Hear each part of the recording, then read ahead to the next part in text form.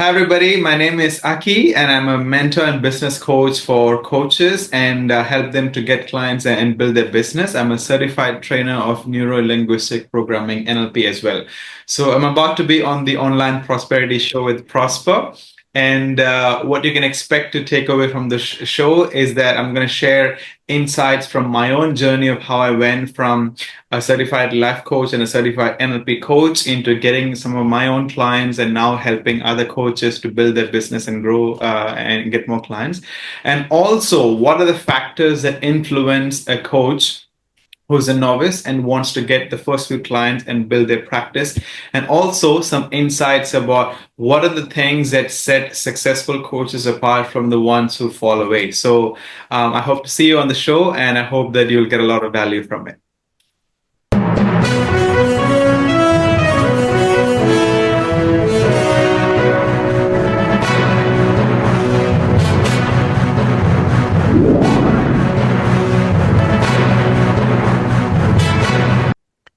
Now, welcome to yet another exciting episode of the Online Prosperity Show, your ultimate destination for entrepreneurs, coaches, and change makers that are seeking to elevate their impact and income. I'm your host, Prosper Taruvinga, and today we're going to be diving into the world of coaching, but with a slight twist of obviously humor. This is the Online Prosperity Show, but insights that come along with it. Now, Akilesh, how are you doing today?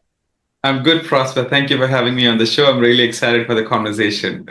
Well, absolutely. I mean, the pleasure is all mine. What you do is crucial and essential, and I can't wait to share this with the audience today. Now, for those that are watching right now, I want you to maybe imagine starting your own coaching career. Obviously, you're full of passion, only to realize that while you've mastered the art of coaching, no one taught you how to actually get clients. Yeah. And you've got the tools, you've got the systems, the processes, but you've got no one to sell that to.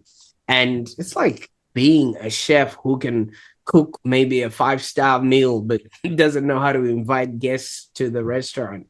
And that's exactly how our guest found himself, in this exact scenario that we're about to discuss. But instead of throwing in the towel because he couldn't find his own customers, he actually turned this challenge into an opportunity where he's now building a thriving business that also helps other coaches to find customers for themselves and grow. Now, how about using the ingredients of all that you already know to now help other people be, do, and have, a business that's profitable and enjoyable? And so this is quite exciting because so many people would have thrown in the towel, but that's not what Aki did. He's now the founder of Agents of Change, coaching and training, and he's the brain behind coachaki.com. He's also a mentor, business coach, an international speaker who's on a mission to help coaches transition from uncertainty to prosperity. So if you're a coach or a consultant and you're wondering, hey, how am I going to attract these clients, or just simply somebody who's intrigued about the stories of transformation and success, I think this episode is the one for you. So stick around as we unpack Aki's journey and the lessons that he's learned and how you can also apply them into your own path. Now, Aki, I could go on and talk about things that I'm not even qualified to talk about. Let's start with a bit of a fun one. If you maybe could eat an unlimited number of sweets and chocolates, without gaining weight, which one would be your go-to treat? Wow, I'm Indian, so everybody who's familiar with Indian sweets and Indian food. So we have this thing called gulab jamun. So it's a round thing. It's brownish on the outside, and it's actually dipped in a particular kind of sugar syrup, right? And it has a lot of other things also. I don't know how to cook it. But that is my favorite one. I also love chocolates, like Kit Kat is one of my favorite one. I love Snickers as well. So yeah, that is a whole different side of me. And I wish that, like I could eat unlimited number of sweets and not gain weight. So now I have a balance between my health and my nutrition. So I keep it at a balance now. I like that. I like that. And well, if you keep finding that solution, and if you do, please let me know, because it was just Easter not long ago. So Oh yeah. I was just looking at all the chocolate the kids had, been eating, and yeah, I just couldn't, for those reasons. Thank you so much. So let's go into your career. You started your coaching career in Bangkok in 2017. Tell us a little bit about what you were doing there and what was happening in your life then. Yeah. So I started my coaching career in 2017 and I used to live in Bangkok. Actually, in fact, I went to Bangkok in 2016 and I used to work as an English teacher for about a year. And so I was always passionate about helping people and, like making a change in other people's lives. And in 2016, when I found out that coaching and training is an industry and you can actually make a career, meaning you can create an impact and make an income out of doing what you love, which is helping people, that was so exciting for me. So I enrolled into a couple of coach training programs. I did the ICF, International Coaching Federation coach training program. It's actually one of the most famous brands of coaching around the world. So I did that, and I also enrolled into an NLP practitioner certification program, an NLP coach certification program, which is the same combined into one. So I did these two trainings. And I'll never forget what my trainer said at the end of these trainings, and that excited me and also scared me so much. He said, "Congratulations! Now all of you are coaches. Now go out there into the world, get clients, talk to people, and like help people." And he's like, and I thought, what is he talking about? Like, I did not know that you have to, start your business. I did not know that you have to go out and talk to people. For some weird reason, I had this assumption that once you become a certified coach, you somehow end up getting clients, which is far from the truth.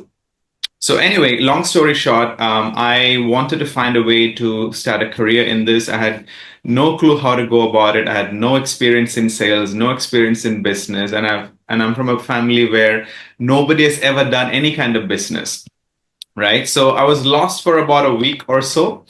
And then a few things happened, and I ended up getting an internship. So I asked for an internship with the same company from where I took my training because I thought, I don't know how to do this. So let me work with somebody who knows how to do this. So that's when I learned one of the biggest lessons of my entire life. Like, if you want to do something, if you want to achieve something, if you boil it down to the fundamentals, there are only two ways to do it, in my perspective. If you have the money, you can pay a mentor or hire a coach to help you do that. If you don't have the money, then what you have is most likely time.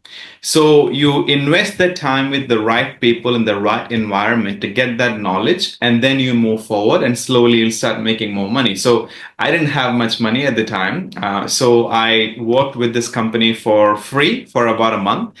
And I got a job with this company, and I worked there for about 3 years. And within a few months of starting my job, I got my first few life coaching clients. And about a year or so, I was doing well in terms of the knowledge required to be a coach and build a business.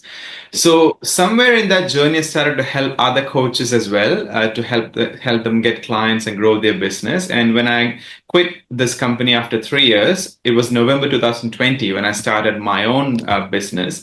And it was very clear to me that I wanted to help coaches to get clients and grow their business, because a lot of people become coaches because I think everybody becomes coaches because they want to help people. But coaching skills and business building are two different skill sets. And most people do not have this awareness, and a lot of coach training institutes do not communicate this properly when people, enroll into a coach training program. So that's what I did. And it's been more than 4 years. And I worked with coaches from 23 plus countries. I run my group programs. I have one-on-one mentoring programs as well. And I've spoken in events and conferences in a few different countries. And I've done my sessions to a lot of ICF coach chapters around the world and a lot of other coaching communities around the world. So I'm grateful for the journey and grateful for the opportunity to talk about it here with you today, Prosper. Absolutely, and congratulations, my man. You see so Thank many you. people get into these ventures and they never really find what it is that either one, they're good at, or two, how far their skill set can take them because they never stick to it long enough. So I'm really glad that you stuck with it and then you then discovered, wait a minute, yes, the coaching aspect is A-okay, but there's also the business aspect that needs to be learned and also worked on. Now, you were an English teacher, and obviously that is something that warrants a question. How did you then end up in Bangkok, and why teaching? I'm actually an engineer by degree, but that's only on paper, right? So, like we have this joke in India that so most people become an engineer first, and then they decide what they want to do with their life. So I had just one job. This is like more than 10 years ago, only one job as an engineer. And then I worked in a call center. And then I went to Bangkok because I did some other trainings because the main reason I went to Bangkok was because I figured out that teaching English was an industry by itself. And the only subject I was good at in school was English. So I did this training. I found a job. I moved to Bangkok and what happened in that 1 year from 2016 to 2017 is that more than teaching English, I was helping my students with a lot of other challenges they had. For example, a lot of them wanted to go to student exchange programs in other countries. They're obviously Thai students and they want to go to other countries. So it takes much more than just English to be able to get those opportunities. You have to be good at presenting yourself. You have to show confidence, understand what limiting beliefs you have, all of these things. So I was helping them, unofficially. And at some point, I thought, what if this could be my career? And in fact, there was one specific incident that pivoted me towards wanting to become a coach and a trainer. So I'll tell you in a short story. So I had a student, his name was Meg, and he was a 17-year-old Thai teenager. And he wanted to go to Brazil for a student exchange program. And he was okay to do the written test, but he had no clue how to perform in the interview, no clue how to present himself and do any of those communication related things. So he said to me one day, Teacher Aki, can you help me with this? I really want to go to Brazil, but I don't know how to present myself. So I said, all right, Meg, I'll help you. And for 2 weeks in a row, so for 2 weeks, every single day after classes, we would sit down and I would coach him. I did not have any clue about coaching back in the day, but I just had a heart to help him. So we sat down every single day and I was coaching him. I was asking him questions, doing role play and all of that. And long story short, at the end of it, out of 30 students who applied for that opportunity, only five got selected. And he was one of them. And Mm. that day he sent me a message saying that, Teacher Aki, thank you so much for helping me. If it was not for you, I would never be able to achieve my dream.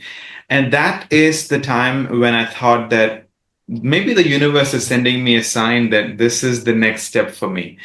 And there is this saying, right? When you're really ready for it, the people, opportunities, and the right guidance will find you. So that's what happened with me. I found out about ICF. I found out about the coaching industry, the training industry, and Bangkok is actually a pretty good market for coaching and training as well. So that's how I ended up, transitioning from a teacher into a coach.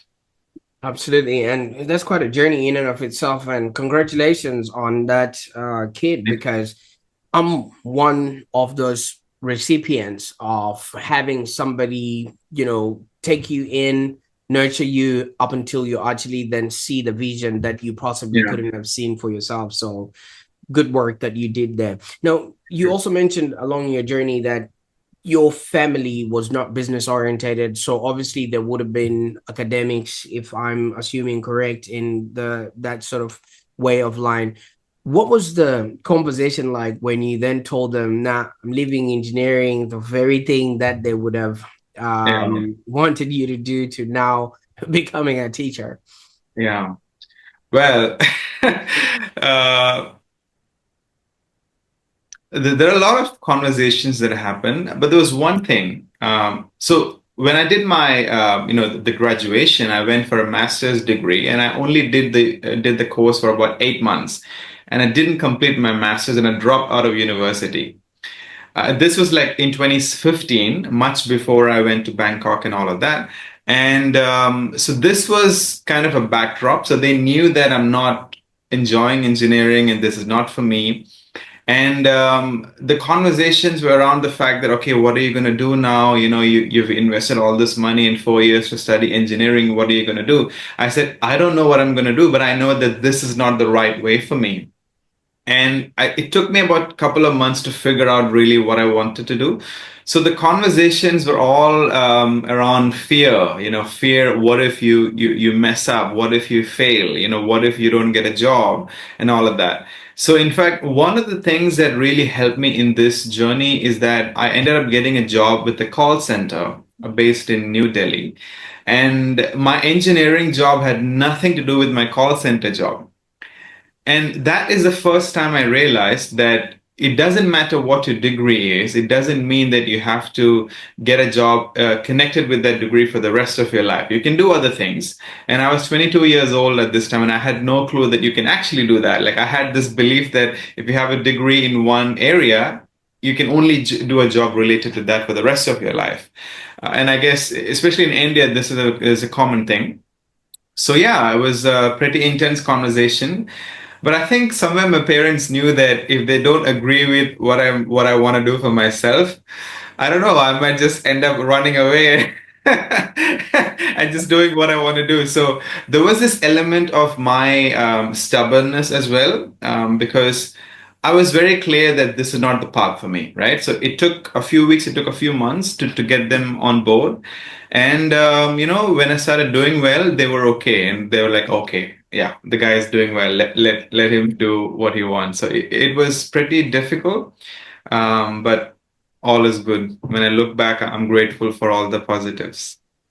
Absolutely. You see, the one thing that really is exciting about your journey is clarity. Because Yeah. first, you were clear about not wanting to pursue engineering, simply predicated on the fact that you sort of knew where your skill set sort of ended or Yeah. started.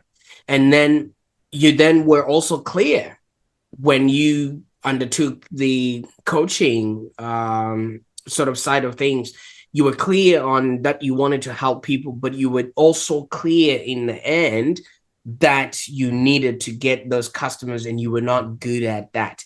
Now, if you could just maybe talk in terms of clarity and how important it is, because so many people end up just doing things just because they don't have that vision of seeing, am I the right person for this circumstance? And it usually ends up in them failing or burning out and things of that nature. Yeah.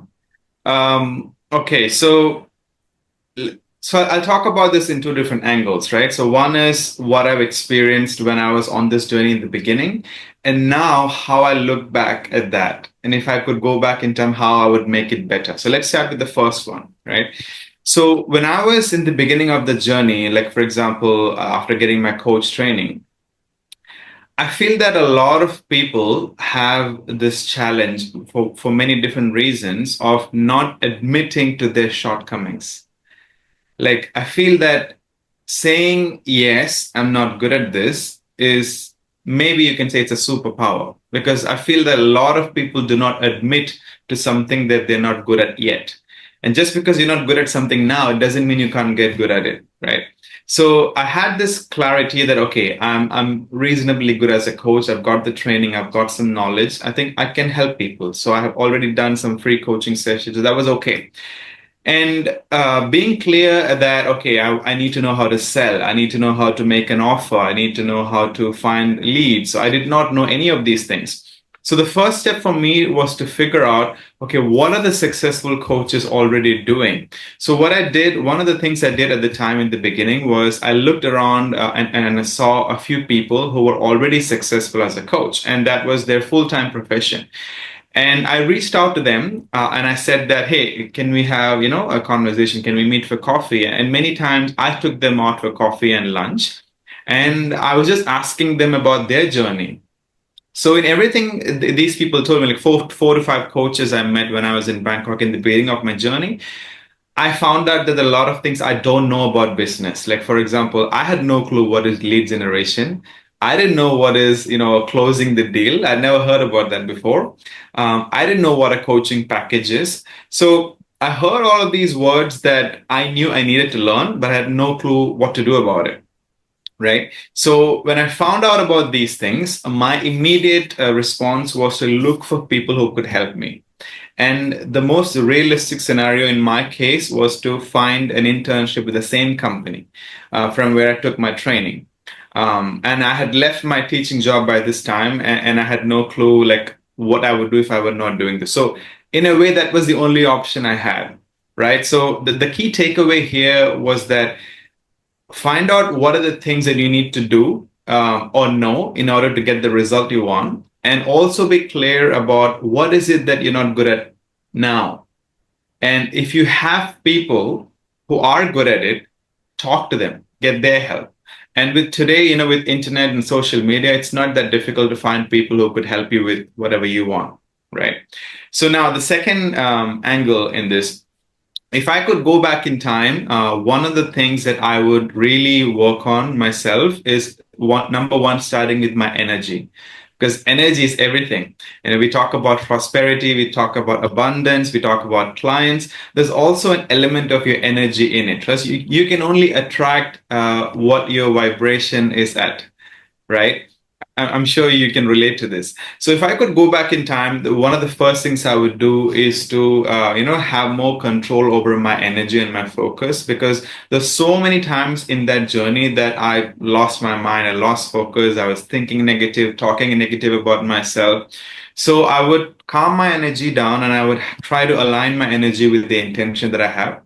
And the second thing is that I would cut out all the people who are not serving that journey. So at that point in time, I was still in contact with a few people who they were not right for me. You have sometimes you have people in your life that they may not be bad people in essence, but they're not right for you, and you know it, and it's difficult to just like cut yourself off from them. So if I could go back in time, I would cut those people completely off. I mean, I wish the well for them, but I don't want to be around them. So that's another thing I would do. And the other thing I would also do is try to have a routine. Like, for example, I was never the kind of person who was disciplined in terms of my routine. Now I'm a lot better. So one of the things that helped me, and I learned this from the book Atomic Habits, if you want to build a new habit, try to combine that with an existing habit. So, for example, one of the things you have to do is to do a LinkedIn post, for example, as a coach.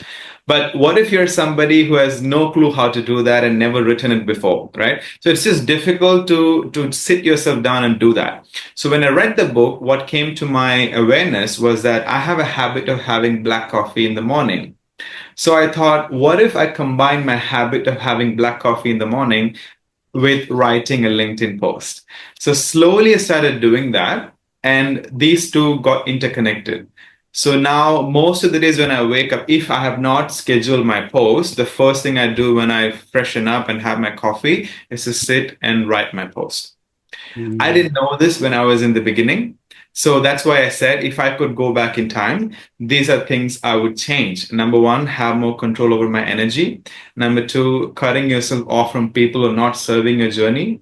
And number three, finding a way to create habits that are necessary for your progress. In this case, getting clients and building a coaching business. I hope it's not too long. No, I like it. I like it. I like the last bit, the having a coffee and it becomes a trigger moment for you to actually Yeah.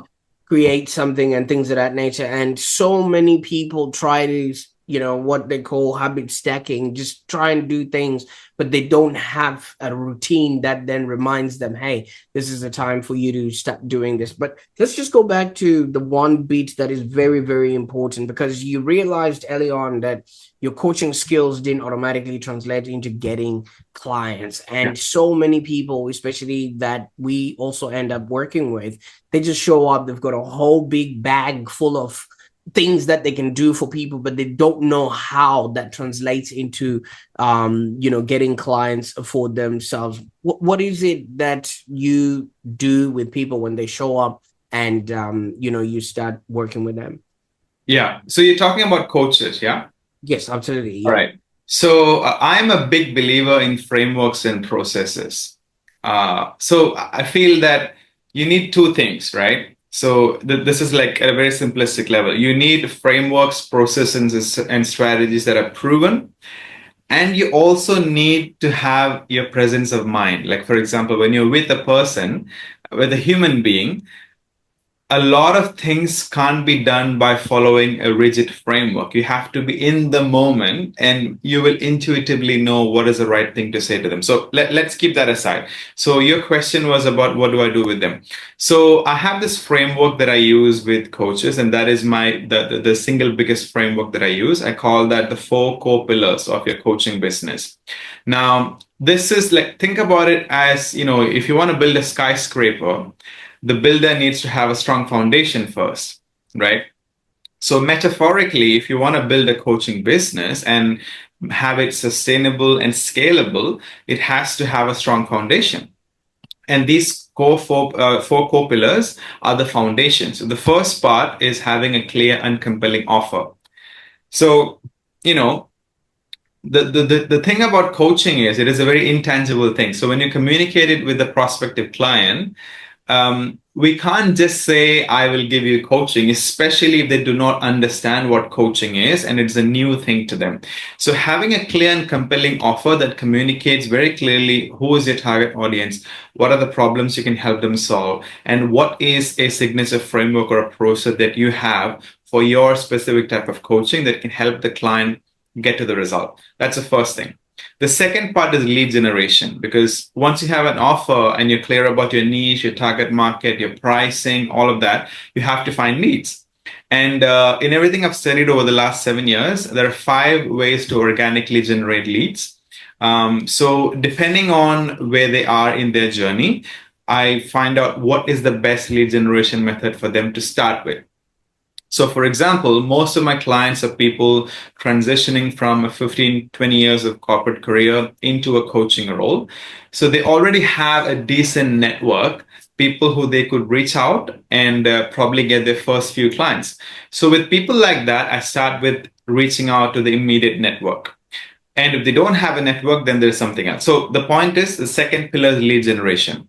The third one is conversion, which is selling. And this is a big challenge for a lot of coaches. And I used to have this negative, perspective about sales, and I thought it's a bad thing.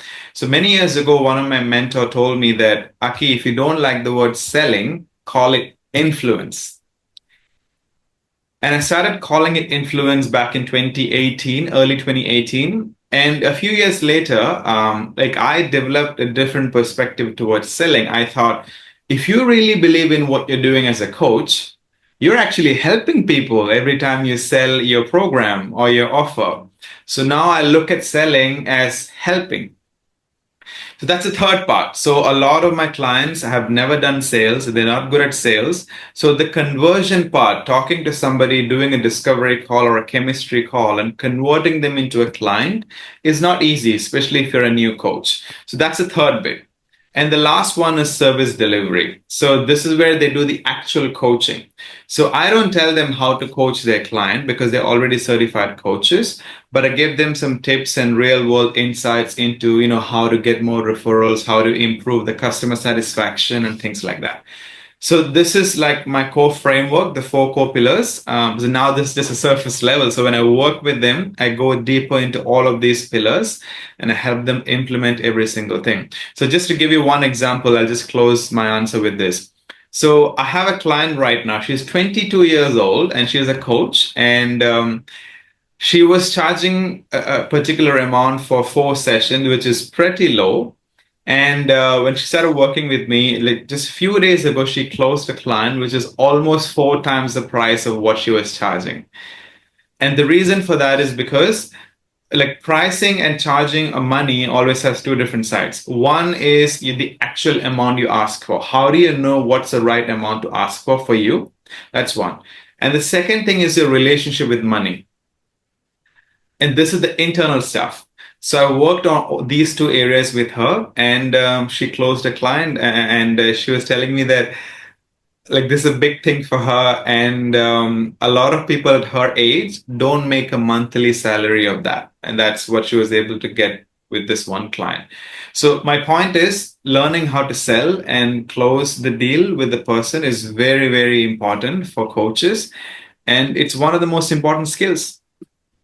Absolutely. And thank you so much for taking us through that. I like how you have renamed selling to influence, because because people have certain energy around words and whatever it means in their culture or in their belief system. Yeah. It actually stops them in their tracks, because people are used to a salesperson being that person who's forcing you to buy things that you don't want, whereas if you're a coach in this instance, you're literally helping people do, be, and have or just be, do, and have a happier existence. You know what I mean? And it's just one of those things that a reframe is needed. But how many sort of people struggle with the work that you end up doing with them? Because most of them already come in with the enthusiasm. Usually a lot of coaches are very extroverted.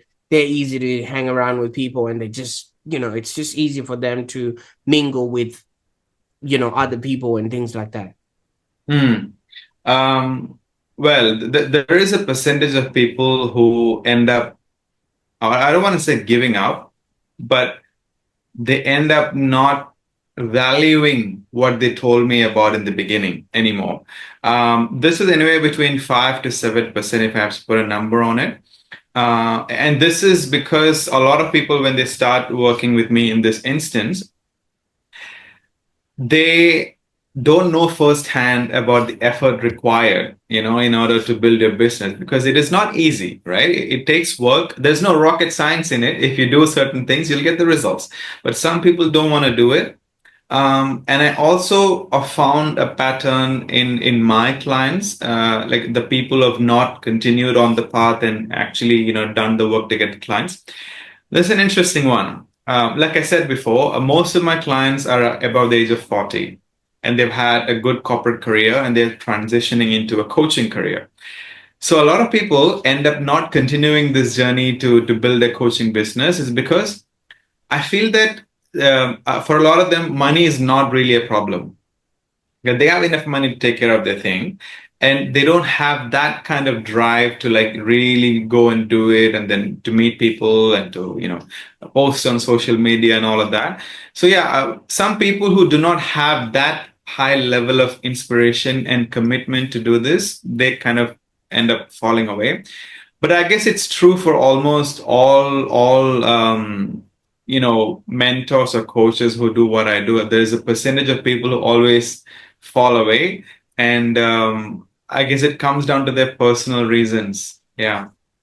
And you also mentioned earlier on that energy is part of this, so many people might just know the skill set, might just know the information. You did mention NLP and things of that nature, and energy is really, really crucial. First of all, how does one acquire this energy if they're not eating sweets, and how do they maintain this alignment in their daily life and business? That's funny. The moment you said sweets, I'm already thinking about my sweets. Okay, let me switch my focus back. So, first of all, I don't consider myself an expert in this topic, to be very honest. I'm still a student on this, because I feel that there's so much more to learn and become good at in terms of mastering your energy. So for the sake of simplicity, I'm going to talk about it in two different angles. So one is your physical energy. That is a physical body, right? Second is your mental energy. So I'll start with the physical one. So in my experience, I found that if you have some kind of physical activity, whether that is going to the gym, you do HIIT workout or running or whatever. So I feel that some kind of physical activity is necessary because science has proven that if you have consistent physical activity in every week, let's say at least 3 or 4 days a week you work out, that translates to your mental clarity. So I'm a very outdoorsy person. I love sports. I do running, I do yoga, and I also play sport occasionally. So I do that because I enjoy that, right? So I feel that that is a very important thing, the physical fitness. You don't have to have a six pack, but some kind of physical activity to get your body moving to produce the energy that's necessary. So the second thing is your mental energy, right? So I feel that there are a lot of things in it, but I'll just maybe talk about two different things here. So one is your focus, right? Whatever you focus on consistently, it expands. So it's like, think about your focus as a laser beam. So in industries, they use a laser beam to cut through steel, for example, right? If you concentrate your energy in one area, that expands and that helps you to manifest whatever that is that you want to attract. So whatever you focus on consistently, it expands in your life. If you focus too much on the problems, you'll see problems everywhere. If you focus on the opportunities, if you focus on the resources, that enhances. So that's one. The second thing I believe, I mean, it's not in any particular order. The second thing I believe is your environment. So we as humans are a product of our environment.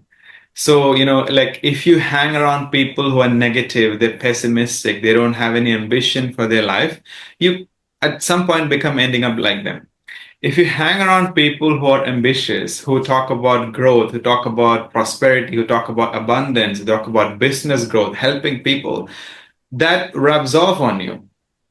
So I feel it's very important to be in a physical environment where you're not constantly triggered into like kind of firefighting mode, but you're elevated to a different level of consciousness where you want to improve yourself.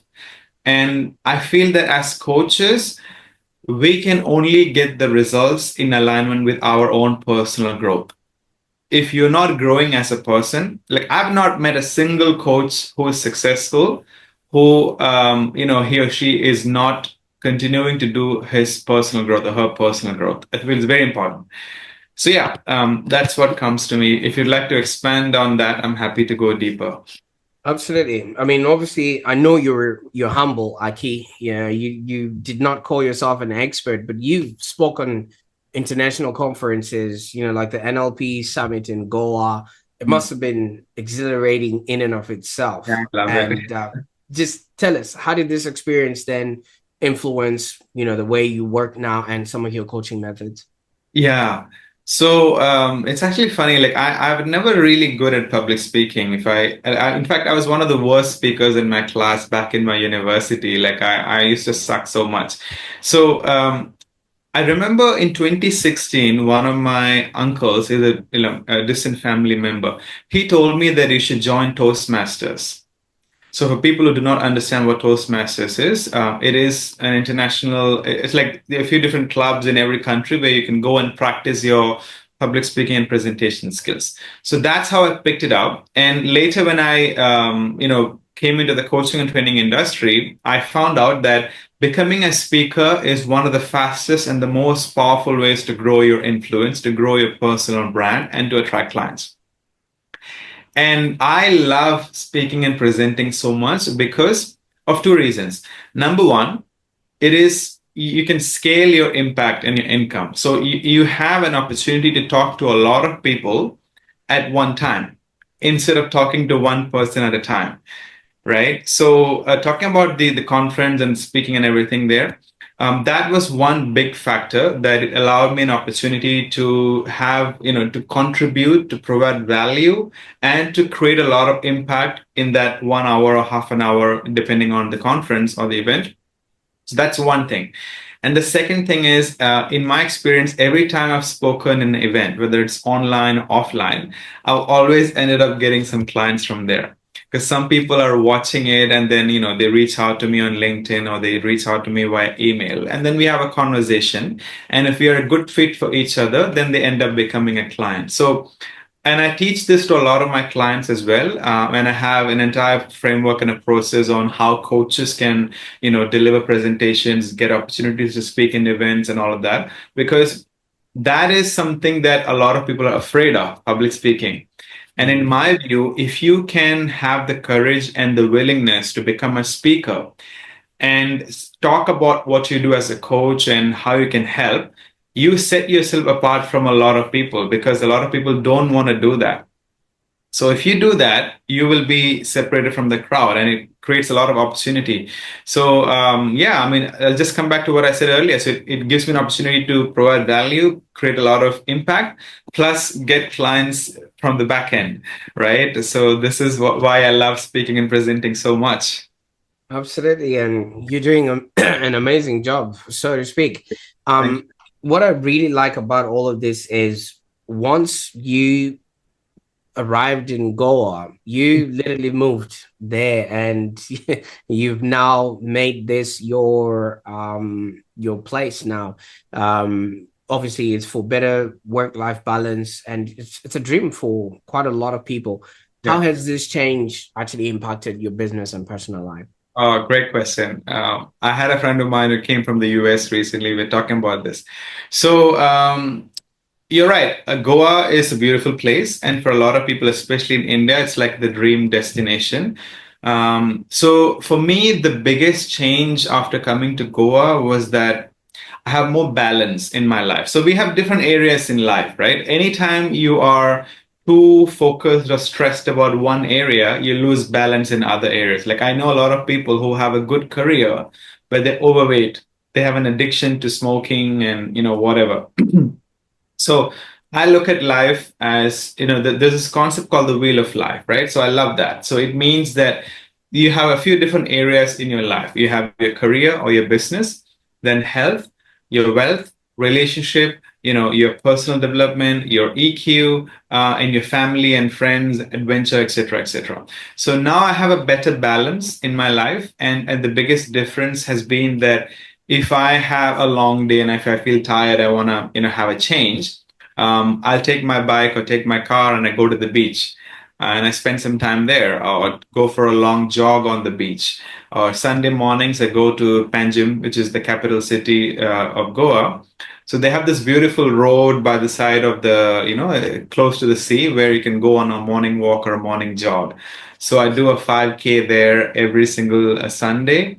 So, and then I come back to do, my business as well. So for me, the biggest change has been having an overall better balance in different areas of life. And I feel that everybody deserves this, and we need to have a balance in different areas of life. Otherwise, you'll burn out quickly. And like knowing that is one thing, but consciously creating that balance is a different thing. It's not the same for everybody. Some people like dancing or going to the club. And for people like me, it's hiking up a mountain or going to the beach. So it's important to know what helps you have that balance, and then create an environment where you're able to do that on a consistent basis. So yeah, for me, it's about that better balance in Goa. Absolutely, and congratulations. So many people are trying to find that for themselves, and it's not easy, And yeah, I'm really excited for you. Now, You. for the coach or consultant who's watching this right now and they're struggling to find clients, and they've got all the skill sets, they've got all the certifications and everything else that comes along with it. I was just looking at the ICF sort of schedule, and it does look like there's very few business courses and maybe marketing and things of that nature that are sort of available in that sort of realm. What would be the first thing that somebody can do in order for them to actually start maybe just getting leads to start with? Yeah. So I'm assuming that the person you're talking about is somebody who has no clue about how to do this, right? Some people know something, and then there are people who don't know anything about the business. So I'm going to speak to a person assuming that he or she doesn't have any clue how to do this. So the very first step in my experience will be to have a compelling offer.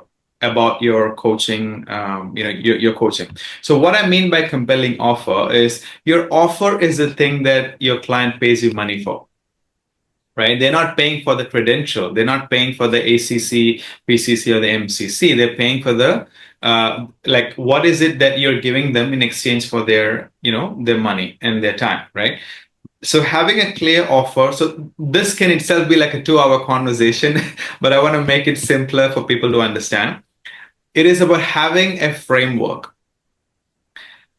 so when you're talking to a potential client in a discovery call, instead of telling them that I'm going to give you 5 coaching sessions or I'm going to give you 6 coaching sessions, you need to have some sort of a framework where you're showing them, okay, this is the journey that we're going to go on. We will still may have few things that will change here and there, but this is the trajectory of our journey. For example, first I'm going to uncover, what are the mindset blocks or the limiting beliefs that are holding you back, and then we'll work on setting a clear intention, a goal, and then the plan, something of that sort, some sort of a framework or a process, because your framework is unique to you. Nobody else can copy it because it's different for different people. So I have a process on and helping everybody do that. That's like a different conversation. So that's the first step, in my opinion. Now, once you have your offer and everything, then the offer creation also has a lot to do with your ideal client, who is the right client for you, your niche, your pricing, all of this, right? So that those will be the next steps after that comes with the offer. And the next part is the lead generation, which basically means, where are these people? Where can I find these people who could be a potential fit for the offer that I created? Now, we can either do this online or offline. So, there is this saying in marketing, right? So you go where your clients are already going. So LinkedIn is, although it's very powerful, it may not be the right platform for you if your audience are not on LinkedIn. If your audience like to go to physical events like leadership seminars or conferences, the best way for you to get leads is to go to a conference. If your leads are on TikTok, then you should be active on TikTok. So basically, it's lead generation. They need to know where they can find those people, right? So content creation, all of it has to go inside this. The third part is selling, which is the conversion. So if you're talking to a potential client in a discovery call, how do you do that conversation in a way that builds trust, provides value, and you're able to convert that person from a potential client into a paying coaching client? So this is, yeah, I mean, I hope I didn't make it too complicated, but on a very surface level, this is what a coach needs to understand.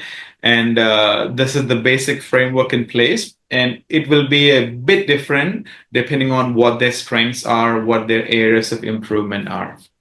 Absolutely. And if somebody's looking to get started on this particular thing, what would be the very thing that they can do, or where can they go on the internet to find you? Well, the best place to find me is on LinkedIn. So, if possible, you can give the link to my LinkedIn profile, because that is the platform that I do have Facebook, but LinkedIn is where I'm most active. I post every day, unless I'm going on a break or something. So they can find me on LinkedIn. They can reach out to me on LinkedIn, and they can consume all the free content there. So a lot of things I talked about, I make posts about it every single day. You've been there, you know how it is. So we regularly engage with each other. So yeah, LinkedIn is the best place. Absolutely. I'll make sure that all those links are in the show notes below so that Yeah. people can get started. Now, Yeah. Aki, you've taken us on a journey, from the engineer who decided, wait a minute, this is not my thing, and went all the way to Bangkok, experimented with being a coach, and then realized, it's okay to be a coach, but you still need, to fuel that business with clients and things of that nature.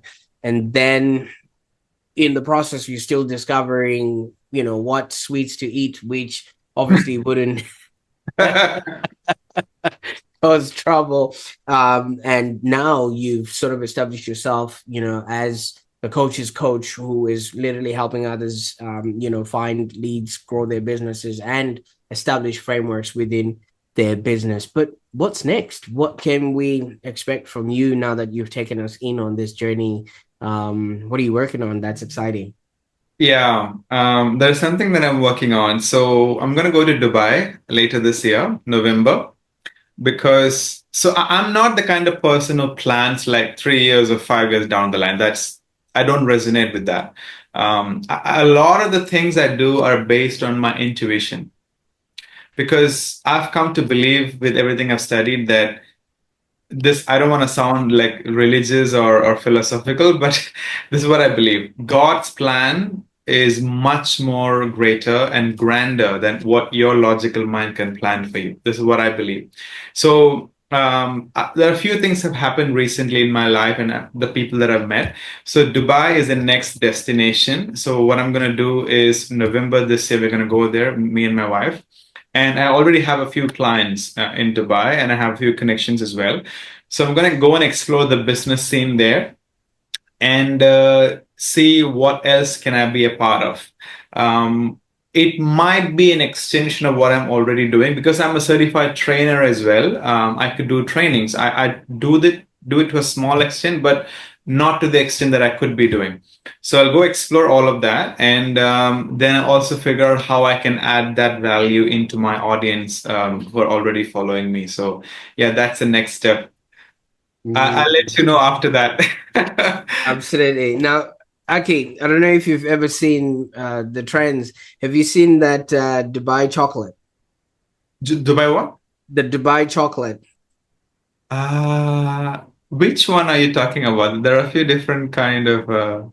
Absolutely. So it's just chocolate with this filling inside that's got pistachio and Oh yeah, yeah, yeah. Yes, yes, yes. Yeah, I have. yes, I think that's the one you're looking for. I have it. Actually, my sister lives in Abu Dhabi, so every time she comes to visit, she brings the chocolate. Yeah, that's what I'm saying because you're always looking for a candy that obviously if you Yeah. eat it. Arabic food is great as well. I love Arabic food.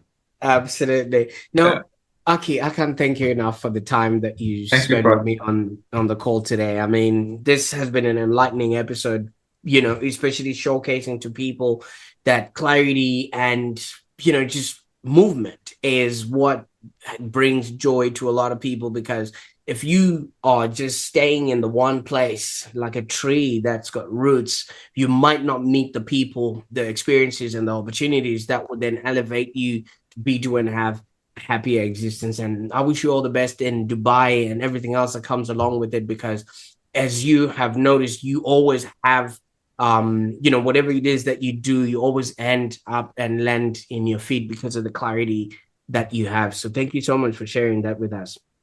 Thank you, Prosper. And I love how you say be, do, and have.